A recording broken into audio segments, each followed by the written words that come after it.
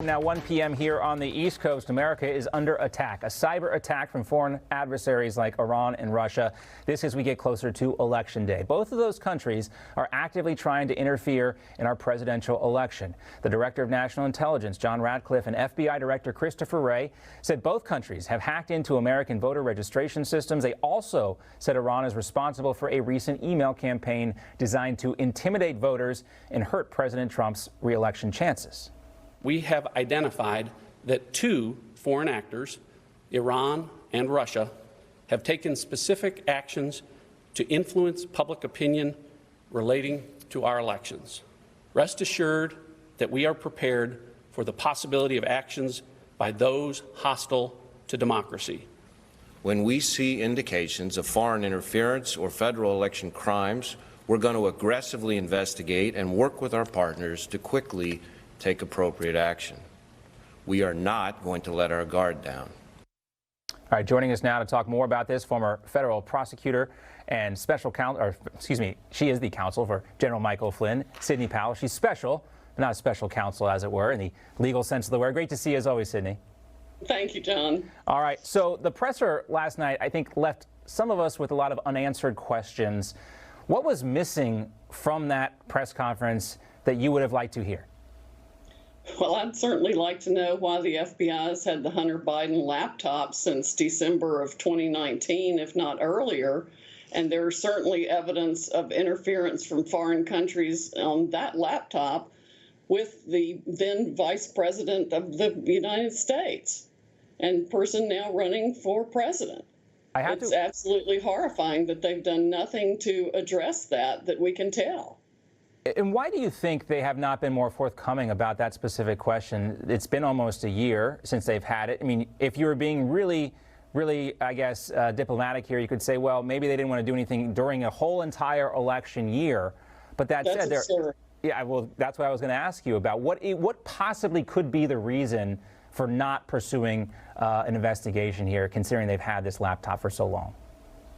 Well, let's give them the benefit of the doubt, even that they were pursuing some sort of investigation. Still, there's no basis for them to have withheld that information from the president and the public when he was facing an impeachment over asking Ukraine to look into corruption. Do you think the FBI should have also called a news conference and kind of done this in reverse and say, in fact, no, this is not Russian disinformation about the Hunter Biden story, as so many people claimed? Then, you know, after the fact, we're now figuring out that's not the case here?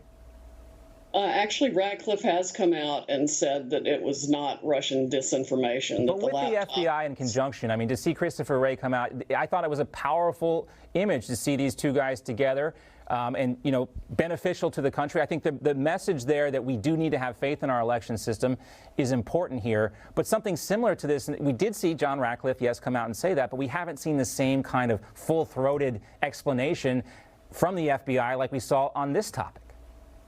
It would be helpful, and I think we still need a whole lot more information. From what I understand, there is evidence of serious crimes on that laptop that should have been prosecuted immediately. I mean, you don't always have to make your biggest and best case right out of the gate, but enough could have happened to have stopped the hoax of the impeachment process and all the damage that's been done to the country in the last year that would have been simply rebutted, if not completely proved opposite, by the laptop. Do you think the impeachment and Crossfire Hurricane, you know, perhaps shaded the FBI's decision not to pursue this? I think the FBI and substantial components within the FBI have been making politically based decisions for a very long time. Yeah. We have multiple instances now. They buried the Wiener laptop. I don't think that's ever surfaced, and there's scads of crimes on that, including Clinton's emails and the golden emails that Comey purportedly was looking for, but yet they didn't get a search warrant for them despite the fact they knew they were there. I mean, 675,000 Clinton emails on that laptop. And then we have also the prosecution of General Flynn that they completely made up. That should never have happened. and now the hiding and protecting of Hunter Biden while they go after the president. It's all inexcusable, and it's all politically motivated. Yeah, also inexcusable. You mentioned Anthony Weiner's laptop here is the internet and computer security from some of these people associated with Democrats, whether it's Hillary Clinton's email, John Podesta's email getting hacked, Anthony Weiner's email and his activities online, and now we have Hunter Biden's laptop as well. Let's talk about another angle of this story. Some people say that this might not necessarily go away even if Joe Biden wins, and that Kamala Harris might be interested in this investigation to effectively force Joe Biden out of the Oval Office should he win. What do you think about that kind of line of speculation? Well, what a mess. Right. I mean, what an absolute mess that we are here on the eve of the election when the FBI's had this information for a year and done nothing with it to protect the American public from criminal conduct and literally the selling out of America. I mean, the Clintons did a great job of privatizing the State Department and doing pay for play with the Clinton Foundation, which is one reason why the server was off the grid. And Obama had to have approved that because he was using an alias to email her on it. So they all knew about it. Harris is no doubt involved in the graft of the Biden family, too. I read somewhere today that she was involved in or knew about some of the business dealings. So it's just a huge mess, none of which would have happened if the FBI had done its job a year ago. Yeah, that's a great point you mentioned about what a mess this is because, people are going to the polls. They have a right to know if the person they're voting for is compromised, and if the FBI has been sitting on this information this long, they could have certainly gotten some more information out there. I want to talk about the first report on Hunter Biden in the New York Post. Published that email from April 2015, and it talks about a interaction between Hunter and an advisor to Burisma Holdings, a Ukrainian gas company, of course, where Hunter Biden held that board seat. The email suggested that the advisor met and spent time with Joe Biden while he was vice president, but according to the Times, a longtime advisor to Joe Biden says he never met with anybody from Burisma while he was vice president. The advisor's name is Amos Hochstein. He served as an advisor to Biden on Ukrainian affairs in 2015. Now, do you buy that, Sidney, that there was never any direct interaction between anyone from Ukraine and Joe Biden? Well, we already know that Joe Biden told the Ukrainian government to fire the prosecutor or they wouldn't get the $1 billion they'd been promised. And of course, it happened immediately. We've got him bragging about that on tape. So obviously, he had communications with the Ukrainians while he was vice president. Yeah. And, a lot of people are focused on the one interview he did, I think, with Savannah Guthrie a while ago, and he said, you don't know what you're talking about when asked these questions. Can President Trump get to the bottom of this, considering the foreign policy aspect is supposed to be off the table tonight during this debate?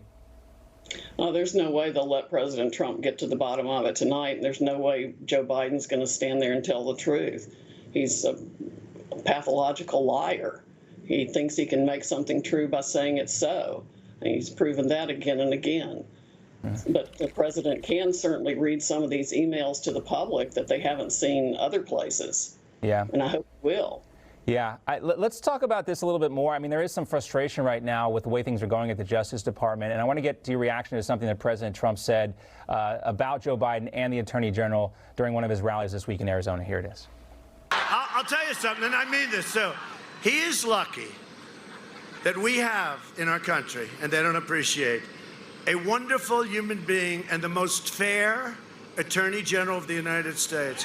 Because I know people that would have had him locked up 5 weeks ago. Bill Barr is a very nice man and a very fair man.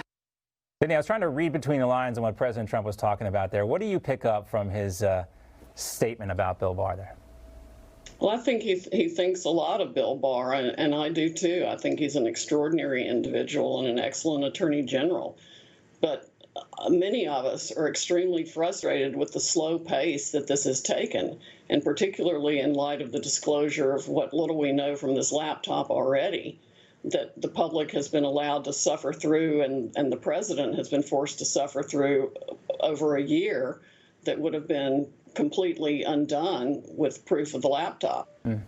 Well, as they say, justice delayed is justice denied, and that I think applies to your client, General Flynn, as well. Any update on that front, Sidney?